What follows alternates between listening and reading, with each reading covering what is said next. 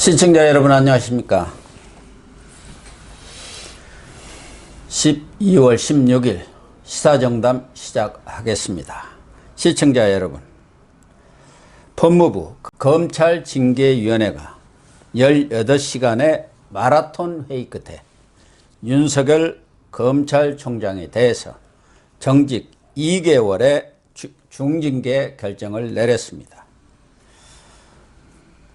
윤 총장 징계와 관련한 분석과 향후 전망을 이종근 전 데일리안 편집국장님과 함께 얘기를 나누도록 하겠습니다. 이 국장님. 네, 안녕하십니까.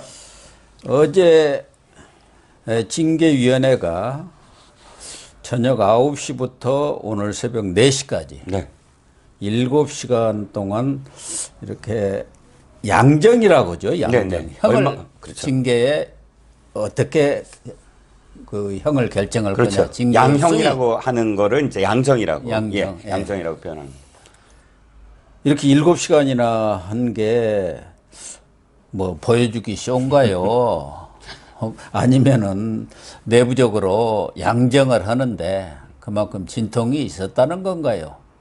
자, 일단 징계위원회에서는 이렇게 설명을 하고 있습니다. 그러니까 토론을 하는데 그러니까 4명이죠. 4명이 지금 토론을 했고요. 그다음에 얼만큼 죄가 있는 것은 다 인정을 했다. 4명 다. 그렇다면 혐의가 다 인정이 됐는데 각각 얼만큼의 그러면 이 징계를 줄 것이냐에 대해서 서로 의견을 교환을 하면서 그 의견에 대해서 과반수가 넘으면 이제 가장 유리한, 그러니까 징계 혐의자에 대해서 가장 유리한 쪽으로 결정을 한다. 이렇게 사실 징계법에도 그렇게 돼 있습니다. 그래서 그 토론을 하는데 말인즉슨 이겁니다. 해임부터 정직 1개월까지 다양했다, 의견이. 정직 1개월도 있고 4개월도 있고 6개월도 있고 해임도 있고 이렇게 표현하는 거 보면 딱 그렇게 되겠네요. 1개월, 4개월, 6개월 해임. 각각 뭐 그렇게 얘기를 하고 이렇게 다시 표결로 해서 각각 이 가반이 넘지 않아서 7시간에 걸쳐서 토론을 한 끝에 이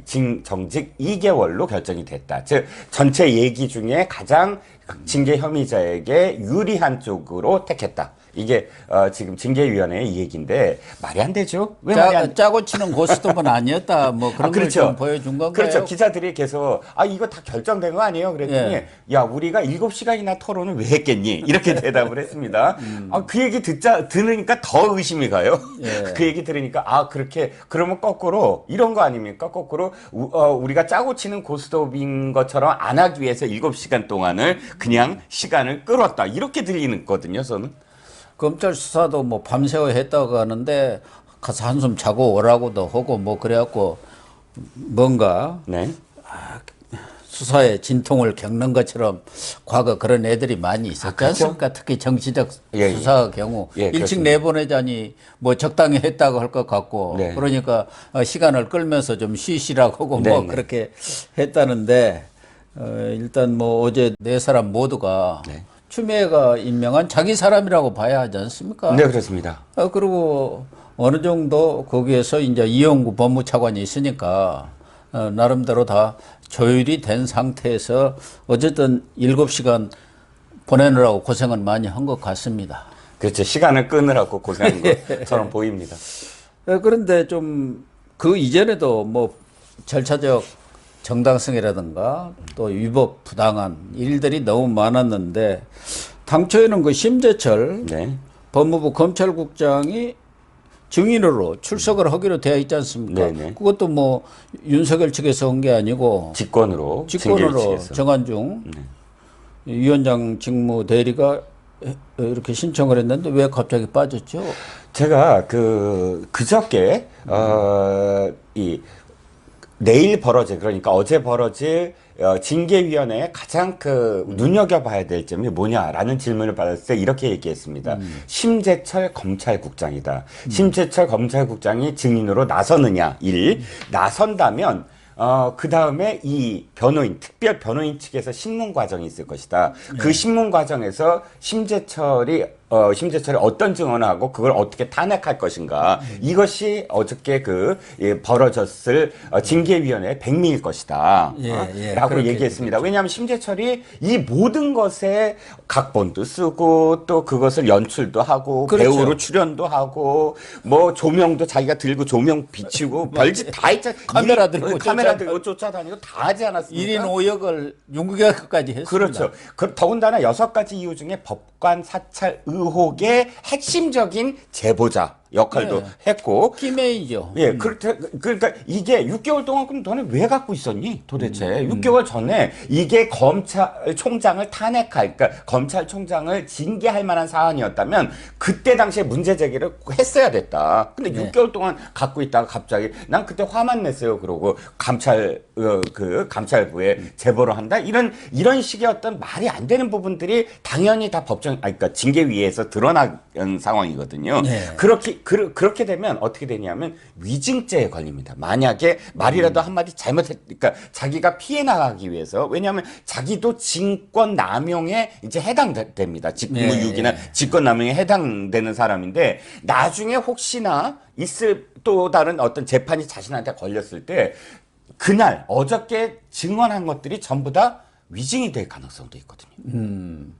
그러니까 300페이지에 달하는 진술서만 써낸 거군요. 그것도 너무 비겁한 게요. 비겁한 게 진술서만 내고 진술서는 그러니까 공방이 벌어지지 않잖아요. 예. 그리고 진술서를 뚝 던져놓고 알아서 해 그러고 그러면 진술서 300쪽을 검토를 해야 되고 반박을 해야 되는데 반박할 시간을 주질 않은 거예요. 근데 이 징계위 진행 과정을 보면 윤석열 측에서는 아주 치밀하게 준비를 했는데 추미애 측에서는 각본이 너무 엉성해요. 예, 그렇습니다. 예를 들면은 심재철이를 증인으로 이렇게 채택을 하려면은 사전에 여러 가지 얘기가 돼갖고 어떻게 하자. 뭐 한동수하고 어떻게 입을 맞추라든지 뭐 이렇게 다 나름대로 각본을 짜셔야 하는데 아마 그런 것들이 잘 안 됐으니까 가만히 생각해 보니까 이거 잘못한 거 이거 선서를 하지 않습니까? 네, 그렇죠. 예. 유증의 죄를 받을 수 있는 그런 선서를 하기 때문에 빠져버린 거 아닙니까? 그러니까 각본이 너무 엉성한 거 아닌가 하는 생각이 드는데 어제 이제 또 가장 논란이 됐던 것은 어제 2차 징계위에서 증인신문이 끝났으면은 윤석열 측한테 최종 진술 기회를 줘야 하지 않습니까? 네, 최종 그건 검사징계법에 돼 있습니다. 최종 진술을 줘야 된다라고. 그런데 이제 자료들이 막 쏟아져 나온 게 있고 심재철 그 자료만 해도 300페이지고 그러니까 그런 것들을 검토할 시간을 달라고 해서 오늘 오후에까지 가능하냐 그러니까 이제 윤석열 측에서는 좀 더 시간이 필요하다. 하루 더 달라. 그런데 갑자기 들어라거더니 윤석열 측 변호인들 특별 변호인들 오늘로 종결하겠다. 어디서 오다가 내려온 건가요? 왜 이렇게 되는 거예요? 정원중 위원장이 어디 야단 맞은 것 같아요. 내가 보기에는. 왜냐면. 아니, 빨리 끝내라니까 왜 당신은 헛소리하냐. 그런 거 아니에요? 그렇죠. 자, 상황은 이렇습니다. 이 증인신문이 다 끝났습니다. 다 끝나고, 그 다음에 이제 의결해서 그걸 통보하면 되는데, 토론 과정이 있습니다. 그 직전에 최후 진술을 줘야 된다. 특별 변호인한테. 그건 뭐 법으로 돼 있어서, 그걸 주기 전입니다. 그런데, 이 변호인, 이한구 변호인이 이렇게 얘기를 한 겁니다. 아니, 심재철이 지금 서면으로 300쪽으로 줬는데, 내용을 봤더니 탄핵해야 될 부분들이 너무나 많다. 그런데 그것을, 우리가 서면으로, 예를 들어 서면으로 받았으면 또 서면으로 보여줘야 되는 것이거든요. 근데 일단 서면으로 하든 뭘 하든 이걸 우리가 이 탄핵한 사항들을 조목조목 다 정리를 하려면 시간이 필요하다 했더니, 바로 정원중 위원장이 그러면 하루 더 줄게. 하루면 되겠어? 이렇게 얘기를 한 겁니다. 뉘앙스가. 그러니까, 하루 갖고 모자라겠는데요? 했더니, 그럼 우리가 지금 협의해서 알려주겠다 그러고 다 내보냈습니다. 그리고 협의 1시간 끝에 딱 들어갔더니, 1시간 후에 최후 진술하라. 끝. 그냥 통보하고 끝입니다. 그러면 그 1시간 동안 무슨 일이 있었냐는 거예요. 그러니까요. 일방 종결을 해버린 거 아닙니까? 그렇죠. 1시간 일방적으로. 사이에 잠깐 나가시라거더니 트롤 해갖고 일방 종결. 그러니까 이것도 나중에 문제가 될 게 뭐냐면 검사징계법에는 무조건 최후 진술을 해야 된다라는 그 취지가 뭐냐면 이 사람에게 방어권을 충분히 줘야 된다라는 예, 뜻이거든요. 그렇죠. 종합적으로. 그렇다면 최후 진술을 형식적으로 너 최후 진술해 이게 아니라 최후 진술을 하려면 그 전의 단계까지도 포함해서 그 전 단계라는 게 억울한 어떤 부분을 아까 이 누군가 나한테 혐의를 뒤집어 씌우는 증거를 제출했는데 이게 억울하다라고 분석을 해서 얘기를 해야 최후 진술이 되는 거 아니겠습니까? 예. 그럼 그 시간을 줘야 최후 진술이 가능한 거잖아요. 근데 형식적으로 1시간 만에 해. 라는 건 최후 진술을 안 준 거나 마찬가지라는 거예요. 예. 그러니까요. 문재인은 절차적 정당성이라든가 공정성을 기하라고 특별 지시를 했는데 그게 잘 안 먹혔나? 어쨌든 이렇게 지키려고 보니까 자기들이 너무 궁지에 몰리니까 야 끝내자 이렇게 된 것 같은데 일단 2개월 정직이 내려졌지 않습니까? 네네. 당초는 해임 내지는 면직 처리할 것 아니겠는가? 네. 했는데 어떻게 보면은 좀 수위를 많이 네. 낮춘 편 아니냐. 네. 그러면은 이 정부 입장에서는 문정권이라든가 또 추미애 뭐 긴밀하게 소통을 하면서 과연 윤석열 징계 조치 수위를 어디까지로 할 건가. 이게 대해서 고심을 많이 했을 거예요. 네. 여러 가지 경우수를 놓고 또 이렇게 이 얘기를 했을 것 같고 어제 이영구 법무차관도 나오면서 기자들한테 뭐 법이라든가 그 내용을 보고 결정한 거라기보다는 여러 가지 상황이라든가 또 뭐 이런 것들을 감안해서 많은 고심을 했다 이런 식으로 얘기를 하더라고요. 그런 거 보면은 여권 내에서도 이제 여러 가지 정치적 상황 뭐 이런 것들을 감안해서 2개월 정적으로 내린 것 같은데 속셈이 어디에 있다고 보세요? 예, 저는 지난번에 청와대에서 그러니까 출입 기자들한테 이용구 법무차관을 임명시키고 그 다음날 출입 기자들한테 한 얘기들이 기억이 납니다. 그러니까 그 아까 말씀하셨던 부분 열린 공간에서 충분히 토론해라. 절차적 정당성, 민주적 절차가 중요하다. 그 다음에 수보회의에서도 그렇지 않습니까? 민주적 절차에 따라서 한다면 뭐 국민들도 납득할 것이다. 뭐 이런 식으로 얘기를 했습니다. 그러면서 한 말이 이겁니다. 예단하지 마라. 그러니까요. 해임할 것이냐라고 해임을 해임될 것 같다고 생각하시냐 그랬더니 절대 결과를 예단하지 말라라고 얘기를 했습니다. 근데 그 직전 상황이 어떤 상황이냐면 감찰위원회가 감찰위를 열어서 권고를 했거든요. 예. 이건 무혐의다. 그 다음에 예. 행정법원에서 아주 추미애 장관이 1년 동안 부르짖었던 걸 완전히 탄핵시켜버렸어요. 예. 부하가 아니다. 예. 이런 두 가지가 사실은 결정적으로 청와대의 마음을 돌리게 한 사건이 아니겠느냐. 야 이거 이렇다가 여론이 나중에 이것 때문에 여론이 악화돼서 정권이 흔들릴 수가 있다. 그 다음에 윤석열에게 너무 집중돼서 계속 그 지지율이 오를 수 있다.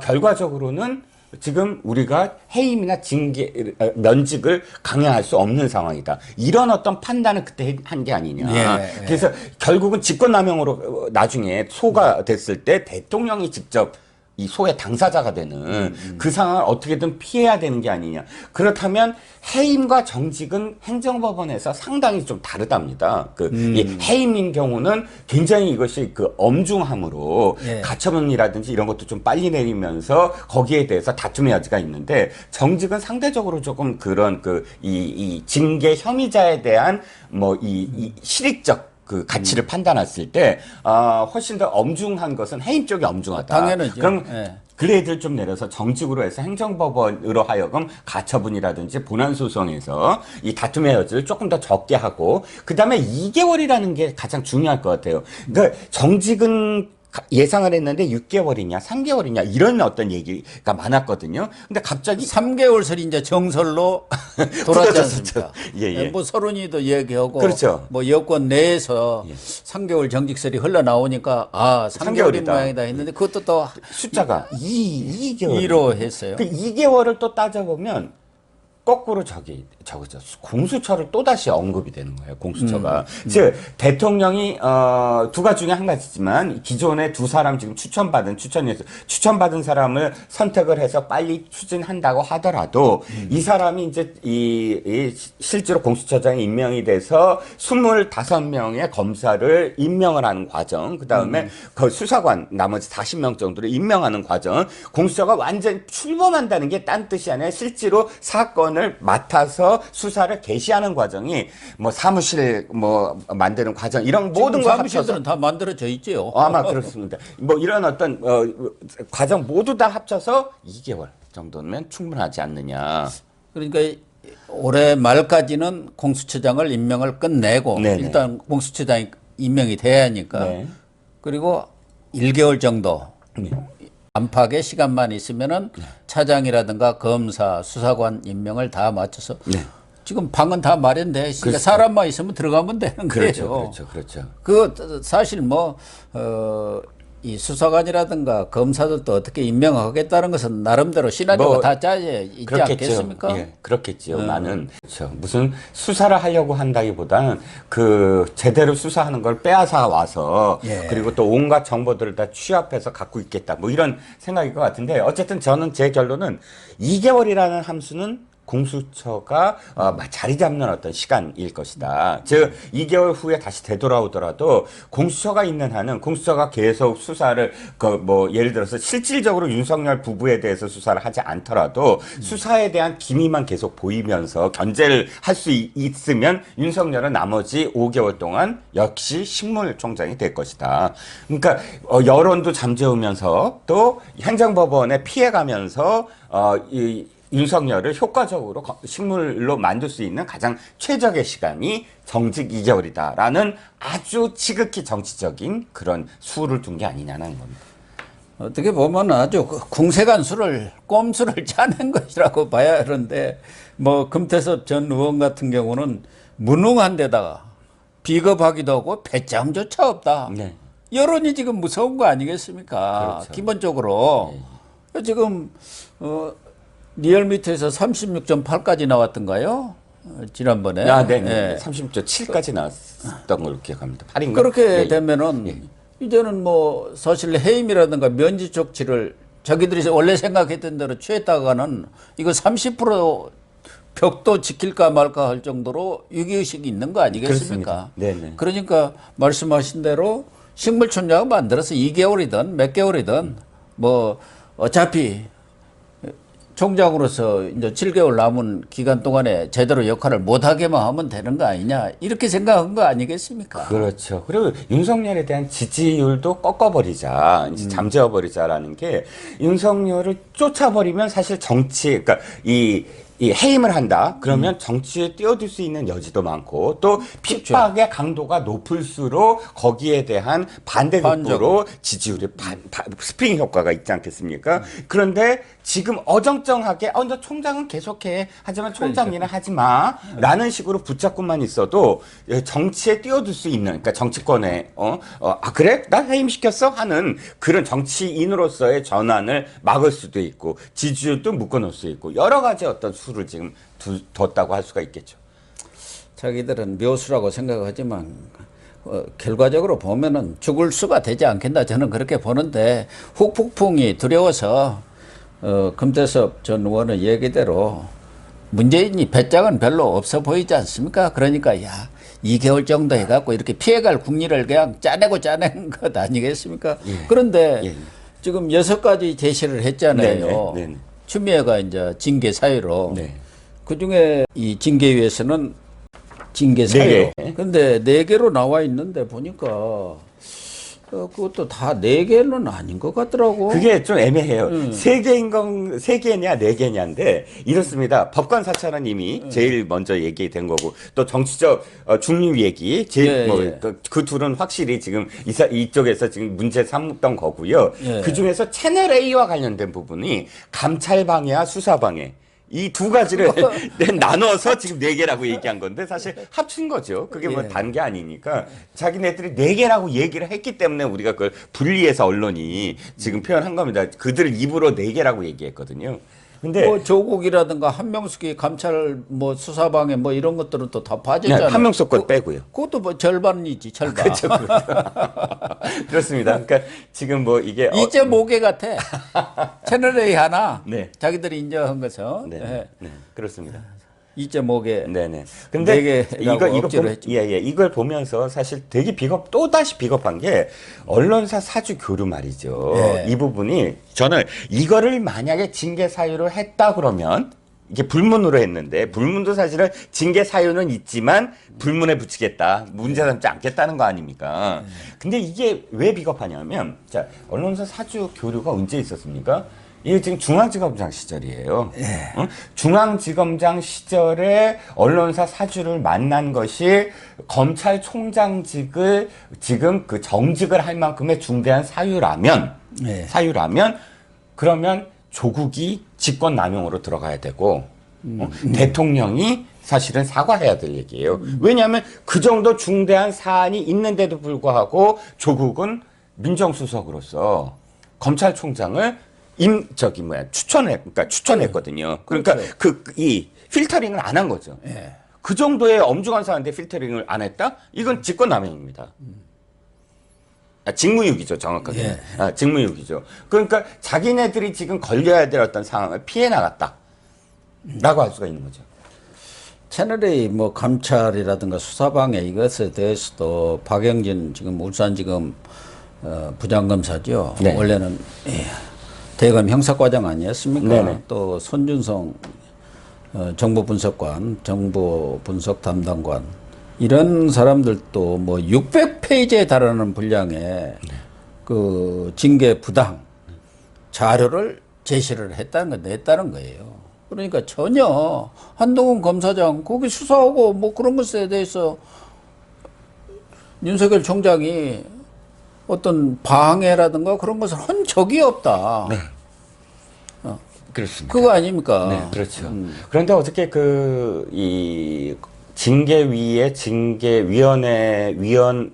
회의의 과정을 보면서 제가 분노한 게 아무리 추미애가 위촉을 하고 뭐 임명을 했다고 하더라도 일단 정말 자기가 이 위원회 위원이라면 그나마 과정상에서는 공정하게라도 보여야 될 거 아닙니까? 그렇죠. 네? 그런데 이랬다는 거예요. 징계위원들이 지금 그 언론 보도에 의하면 600자리 기록 거의 쳐다보지도 않고 그 다음에 질문을 하더라도 이 6명의 어떤 증인 그러니까 윤석열 측 증인에 대해서는 30분에서 1시간을 넘지 않았다는 거예요. 특히나 이정화 검사가 굉장히 중요한 그 증인인데도 불구하고 30분 딱 했대요.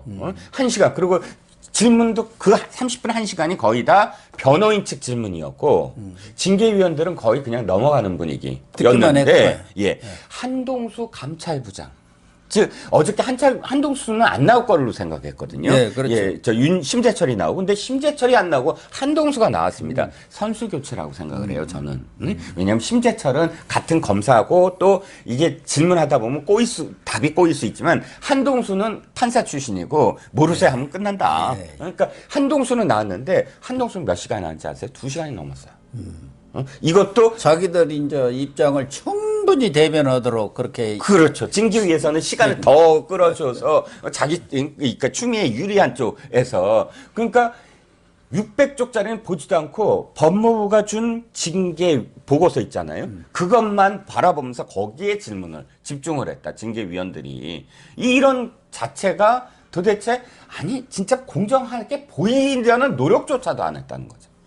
특히 한동수가 밝혀야 할 내용 중에 말하자면 판사 성향 조사 보고서 아닙니까? 네네. 그 부분은 분명히 그 한동수가 이정화 검사한테도 전달을 했고 네네. 그러면 어디서 구했느냐? 네. 입수한 경위를 밝혀야 할 거 아닙니까? 그렇죠. 그건 물어보니까 지금 수사 중이어서 말할 수 없다. 그렇게 중요한 내용은 수사 중이라는 걸로 다 빠져나가 버렸다는 거예요. 그렇죠. 그러니까 판사 출신이니까 뭐가 이게 얘기 잘못했다가는 위증죄가 된다 뭐 이런 것을 잘 아니까 아주 벗꾸라지처럼 빠져나갔다고 뭐 그런 얘기들도 있더라고요. 네, 그렇습니다.